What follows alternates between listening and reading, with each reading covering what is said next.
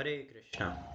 तो आज हम भगवद गीता के चतुर्थ अध्याय में 5वां श्लोक पढ़ेंगे। चतुर्थ अध्याय है ट्रांसेंडेंटल नॉलेज। श्री भगवानुवाच बहूनि मे व्यतीतानि जन्मानि तव चार्जुन तान्येहं वेद सर्वाणि न त्वं वेद परन्तपा। श्रीभगवानुवाच बहूनि मे व्यतीतानि जन्मानि तव चार्जुन तान्यहं वेद सर्वाणि न त्वं वेद परन्तप। श्रीभगवानुवाच बहूनि मे व्यतीतानि जन्मानि तव चार्जुन तान्यहं वेद सर्वाणि न त्वं वेद परन्तप। श्रीभगवानुवाच The personality of God had said, Bahuni, many, me, of mine, Vyatitani, have passed, Janmani, births, Tab, of yours, Cha, and also Arjuna, O Arjuna, Tani, those, Aham, I, Veda, do know, Sarvani, all, Na, not, Tvam, you, Vetha, no, Parantapa, O subduer of the enemy. The personality of God had said, Many, many births, both you and I have passed. I can remember all of them, but you cannot, O subduer of the enemy. Purport by His Divine Grace, Srila A.C. Bhaktivedanta Swami Srila Prabhupada ki Jai. Purport. In the Brahma Samhita 5.33, we have information of many incarnations of the Lord. It is stated here, Advaitam Achyutam Anadim Ananta Rupam Adyam Purana Purusham Navayavanam Cha Vedeshu Durlabham Durlabham Atma Bhaktau Govindamadi Purusham Tamaham Bhajami. I worship the previous Supreme Personality of Godhead, Govinda Krishna, who is the original personal, absolute, infallible, without being beginning. Although expanded into unlimited forms, he is still the same original, the oldest, and the person always appearing as a fresh youth. Such eternal, blissful, all-knowing forms of the Lord are usually not understood by even the best Vedic scholars, but they are always manifest to pure, unalloyed devotees. It is also stated in Brahma Samhita 5.39, Ramadimurti Shukla Niyamena Tishtan Nanavataram Makarodha Bhuvaneshu Kintu Krishna Swayam Samabhavat Paramaha Pumanyo Govindamadi Purusham Tamaham Bhajami. I worship the Supreme Personality of Godhead, Govinda, Krishna, who is always situated in various incarnations, such as Ram, Narasimha, and many such incarnations as well, but who is the original personality of Godhead, known as Krishna, and who incarnates personally also. In the Vedas also it is said that the Lord, although one without a second, manifests himself in innumerable forms. He is like the Vaidurya stone which changes color yet still remains one. All those multiforms are understood by the pure unalloyed devotees, but not by a simple study of the Vedas.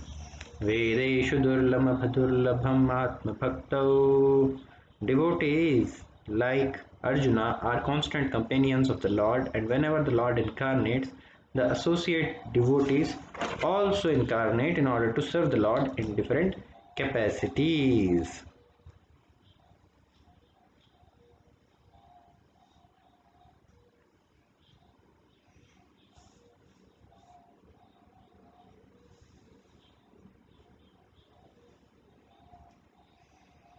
Arjuna is one of these devotees, and in this verse it is understood that some millions of years ago, when Lord Krishna spoke the Bhagavad Gita to the sun god Vivaswan, Arjuna in a different capacity was also present. But the difference between the Lord and Arjuna is that the Lord remembered the incidents, whereas Arjuna could not remember. That is the difference between the part and parcel living entity and the Supreme Lord. Although Arjuna is addressed herein as the mighty hero who could subdue the enemies, he is unable to recall what had happened in his various past births. Therefore, a living entity, however great he may be in the material estimation, can never equal the Supreme Lord.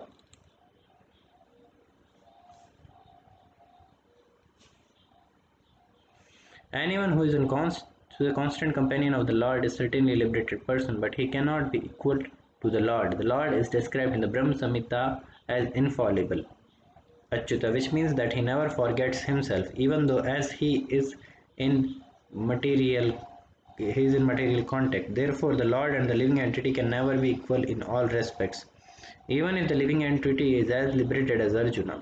Although Arjuna is a devotee of the Lord, he sometimes forgets the nature of the Lord. But by the divine grace, a devotee can at once understand the infallible condition of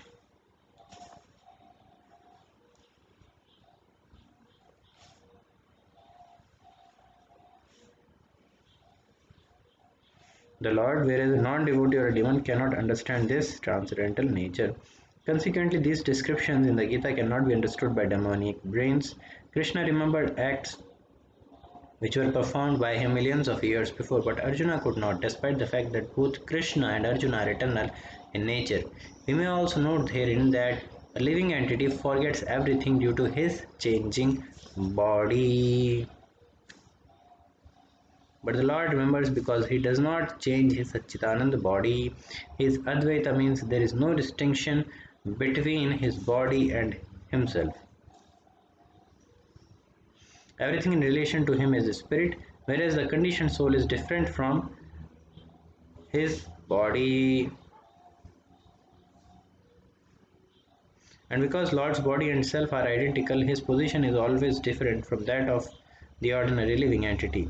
Even he descends to the material platform. The demons cannot adjust themselves to this transcendental nature of the Lord, which the Lord himself explains in the following verse.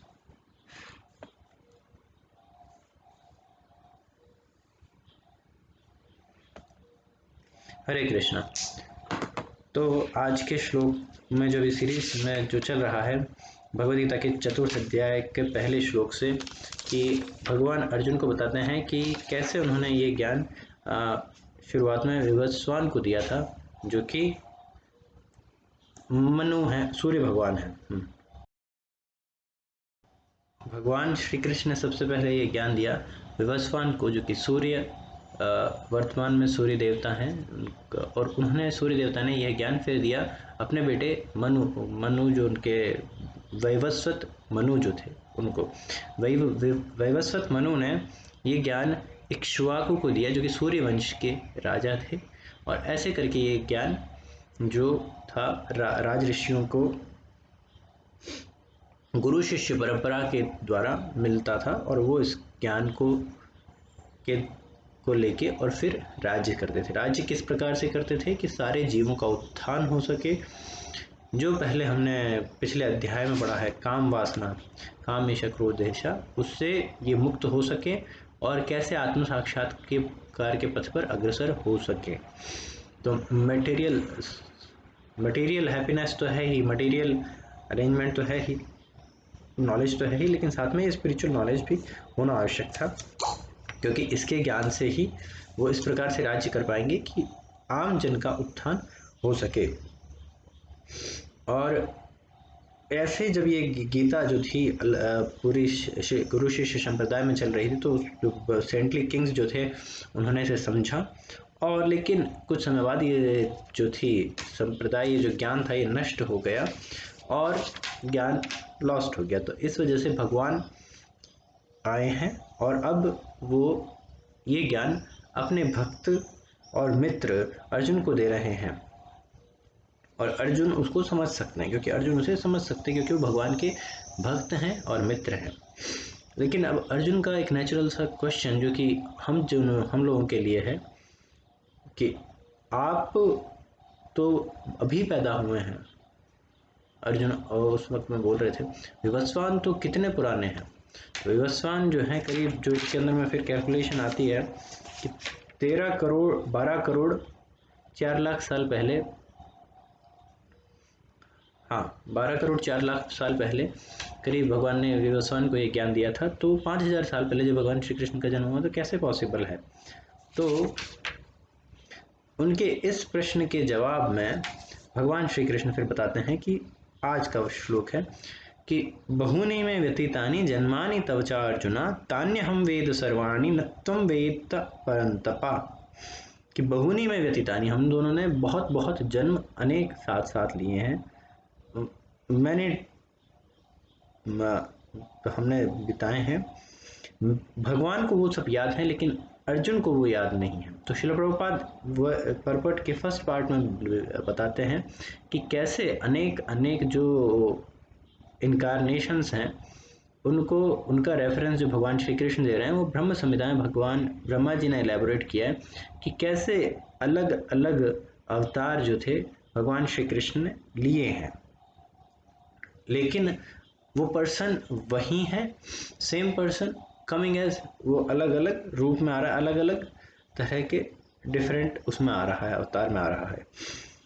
और भगवान जब जब भी आते हैं तो वो अकेले नहीं आते। जैसे प्राइम मिनिस्टर अगर कहीं जाता है, किसी देश की यात्रा करने जाता है, क्या वो अकेला जाता है कि चलो भाई बिजनेस क्लास का टिकट बुक करवा लिया, इकोनॉमी तो बहुत सस्ता हो जाएगा पीएम के हिसाब से, बिजनेस क्लास का टिकट करा लिया और चले गए भाई कि इटली चले गए, अमेरिका में मिलने चले गए ट्रंप से। फिर ट्रंप आता है तो क्या अकेले आता है? मतलब कि अब तो खैर जो बिडेन है, तो कोई अकेला नहीं। वो प्राइम मिनिस्टर जो कहीं ट्रैवल करता है तो अकेले ट्रैवल नहीं करता। हम देखें कि कोई वीआईपी आता है तो उसके साथ में बहुत सारी गाड़ियाँ आती हैं, पूरा दस्ता चलता है उनका। तो उसमें उनका कोई सेक्रेटरी होता है, कोई पीए होता है, फिर उसके बाद अलग अलग मंत्रीगण भी होते हैं। तो जिस विषय पे जा रहे हैं, अगर जैसे पीएम जाते हैं, बड़ा डेलीगेशन लेके जाते हैं, तो उनके साथ में उनके जो है पीएम के ऑफिस के तो लोग होते ही हैं, साथ में दूसरे मिनिस्टर्स भी साथ में होते हैं। जैसे अगर कुछ फाइनेंस पर करने जा रहे हैं तो फाइनेंस मिनिस्टर साथ में रहेगा। और डिप्लोमेसी की बात रहती है तो एक्सटर्नल अफेयर्स मिनिस्टर जो होते हैं, विदेश मंत्री, वो तो साथ में रहते ही हैं। और फिर अब ये मंत्री लोग रहेंगे तो इनके साथ में इनका स्टाफ भी रहता है। फिर उसके बाद कोई सेक्रेटरी वेक्रेटरी भी उस ऑफिस के रहते हैं। पर ये तो हो गया, साथ में सिक्योरिटी वाले लोग अलग होते हैं। भाई मीडिया के लोग भी जाएंगे, क्योंकि भाई कहीं पे कवरेज कुछ हो रहा है तो दूरदर्शन भी तो जाएगा कवरेज करने के लिए। तो इस प्रकार से जो होता है कि कोई भी इम्पोर्टेंट व्यक्ति होता है तो कहीं भी जाता है अपने एंटोराज के साथ जाता है, अकेले नहीं जाता। ऐसे ही हम देख सकते हैं कि हम भी कहीं जाते हैं, निकलते हैं तो अकेले कौन निकलता है? सब अपने मित्रों के साथ में निकलना पसंद करते हैं कि चलो चलो कहीं घूम के आते हैं, तो कोई आता है साथ में। हालांकि कुछ लोग जाते हैं अकेले, लेकिन ईश्वर जो हैं, अब उनके तो इतने सारे मित्र हैं, तो नेचुरल सी बात है, इतने सारे उनके जीवात्माओं से उनका वो है कनेक्शन, म्यूचुअल सर्वाइटरशिप का, तो वो सबके साथ में अवतरित होते हैं। तो अर्जुन उनमें से एक है। तो भगवान यही बता रहे हैं कि अनेक जन्म मैंने और आपने साथ साथ बिताए हैं, लेकिन मुझे सब याद रहते हैं, याद हैं, आपको याद नहीं है। तो अर्थ यह है कि जब विवस्वान को भगवान ने ये ज्ञान दिया था तो उस वक्त में अर्जुन भी थे वहाँ पर अर्जुन को ये ध्यान नहीं है। अब क्यों ध्यान नहीं है, इसके बारे में प्रभुपाद जो है परपट के सेकंड हाफ में चर्चा करते हैं कि भौतिक एस्टिमेशन के हिसाब से जीव कितना ही महान क्यों ना हो, लेकिन वो कभी भी परम भगवान के की समानता नहीं कर सकता है। तो ये जो कुछ लोग होते हैं जो कहते हैं कि आप ऐसे मेडिटेशन कीजिए और आप भगवान बन जाएंगे, आप ब्रह्म में लीन हो जाएंगे, आप हर कोई भगवान है, तो ये जो फिलॉसफी है ये गलत है। ये कटाक्ष करते हुए भगवान श्री कृष्ण इस श्लोक में प्रूफ दे रहे हैं कि अर्जुन जैसा महान भक्त, अर्जुन जैसा महान व्यक्ति, वो भगवान के साथ, जो भगवान के हमेशा संग में रहता है, उसके बावजूद भी वो भगवान की तुलना नहीं कर सकता। तो ये जो फिलॉसफी है कि अगर आप मेडिटेशन करेंगे, तपस्या करेंगे, योगा करेंगे, या फिर कुछ एक प्रोसेस करेंगे, कुंडलिनी या फिर कुछ लोग बोलते हैं, तो उसके द्वारा आप ब्रह्म हो जाएंगे, आप ब्रह्म में लीन हो जाएंगे, तो ये फिलॉसफी ठीक नहीं है। जीव हमेशा जीव रहेगा, उसकी पोजीशन सबॉर्डिनेट है, वो सबॉर्डिनेट ही रहेगा। जैसे घर में पिता होता है और पुत्र होता है, पुत्र कितना ही मेहनत क्यों ना कर ले, कितना ही कुछ बड़ा क्यों ना हो जाए, वो सोचे कि मैं अपने पिताजी जैसा बनने के लिए, पिताजी जैसा बन सकता है लेकिन वो पिता नहीं बन सकता। पिता पिता है, उसी से ही उसका सृजन हुआ है। पिता की पोजीशन हमेशा पिता की पोजीशन रहती है वैसे। और आप जैसे ट्रेन में देखेंगे तो ट्रेन में क्या होता है कि एक डब्बा होता है, वो कौन से डब्बे से कनेक्टेड है, आगे वाले से कनेक्टेड है। आगे वाला डब्बा कौन से डब्बे से कनेक्टेड है, आगे वाले से। और सबसे आगे कौन सा, कौन खींच रहा है, इंजन। इंजन जो है वो सबका सबको खींच रहा है। अब कोई कहे, कोई डब्बा कहे कि मैं इंजन बनना चाहता हूँ, और उसको कोई मिसगाइड करे कि तुम बहुत मेहनत करो, बहुत ऐसे ट्रैक्स पे चलो, दौड़ो, तो तुम एक दिन इंजन बन जाओगे। ऐसा पॉसिबल है? नहीं पॉसिबल है, क्योंकि ईश्वर ईश्वर हैं, जीव जीव है, दोनों अलग हैं। और दोनों का लेकिन रिश्ता जो है, दोनों के प्रकृति से, मैं नेचर से, मैं सच्चिदानंद ईश्वर भी हैं, लेकिन ईश्वर अच्युत हैं, हम च्युत है। मतलब कि ईश्वर अच्युत मतलब इनफॉलिबल है और हम फॉलिबल हैं। तो भगवान और भौतिक एस्टिमेशन के हिसाब से जीव कितना ही महान क्यों ना हो, लेकिन वो परम ईश्वर की बराबरी समानांतर नहीं कर सकता। तो ऑल दो, तो यहाँ पे प्रभुपाद भी लिख रहे हैं कि ऑल दो arjuna is a devotee of the Lord, he sometimes forgets the nature of the Lord, but by the divine grace, a devotee can at once understand the infallible condition of the Lord, whereas a non-devotee or a demon cannot understand this transcendental nature। तो भक्त जो, वो भक्त हैं, हालांकि वो भक्त है, लेकिन वो क्योंकि भौतिक प्रकृति में है तो इस वजह से कभी हो सकता है भूल जाए भगवान के उसको, लेकिन भगवान की कृपा से उन्हें वापस सब याद आ जाता है। लेकिन जो राक्षस प्रवृत्ति के होते हैं, यानी कि अर्थात जो भगवान को समझना नहीं चाहते, उस प्रवृत्ति में अगर हम हैं तो हम ईश्वर को नहीं समझ पाएंगे। तो हमें उस प्रवृत्ति छोड़ के अर्जुन की प्रवृत्ति में आना होगा, यानी कि हमको भगवान की भक्ति करनी होगी, द्वेष को साइड में रखना होगा और कोशिश करनी होगी उनको जानने की। तो हम ऐसा कर सकते हैं। फिर प्रभुपाद कह रहे हैं कि ये क्या कारण है जिसके कारण से कि जीव जो है भूल जाता है, क्योंकि जीव देखिए जब भी आता है तो शरीर धारण करता है, लेकिन ईश्वर जो है वो शरीर धारण नहीं करते। ईश्वर अपने ही स्वरूप में साक्षात इस भौतिक जगत में आते हैं। हाँ, जीव भौतिक जगत में आता है तो वो भौतिक शरीर लेता है, भौतिक माध्यम के द्वारा वो कनेक्ट कर पाता है, अदरवाइज हम भौतिक जगत से कनेक्ट नहीं कर पाएंगे। लेकिन ईश्वर के लिए यह अनिवार्य नहीं है, वो अपने सच्चिदानंद रूप में विग्रह में आते हैं और उसी में ही डीलिंग करते हैं। तो इस वजह से भौतिक शरीर धारण करने से जीव जो है अपना पुरानी जो भौतिक शरीर में जो उसने कार्य किए थे वो भूल जाता है, और नए भौतिक शरीर में फिर वो नई मेमोरीज बनाता है। जैसे हम बचपन में होते हैं तो हम बचपन से हमारी फ्रेश मेमोरीज स्टार्ट होती हैं, हालांकि और हम पुरानी याददाश्त हमको नहीं होती, मृत्यु के वक्त में फिर हम यही सब कुछ छोड़ के चले जाते हैं, फिर हम नेक्स्ट लाइफ शुरू करते हैं। तो demons cannot under adjust themselves to this transcendental nature of the Lord। तो जो व्यक्ति भगवान को नहीं समझना चाहता है या फिर जिसमें नकारता है, भगवान को एक्सेप्ट नहीं करना चाहता, वो इस चीज़ को नहीं समझ सकता, क्योंकि वो व्यक्ति वो समझना ही नहीं चाहता, इसलिए उसको आसुरी प्रकृति का व्यक्ति बोला गया है। लेकिन कोई अगर समझने की कोशिश करे तो बहुत ही आसान है, बहुत ही सिंपल है, बड़े सरल प्रोसेस से ये सब ज्ञान समझा जा सकता है। बहुत बहुत धन्यवाद आज के श्लोक के लिए। हरे कृष्णा। श्रीमद् भगवद गीता की जय। श्रील प्रभुपाद की जय। हरे कृष्णा।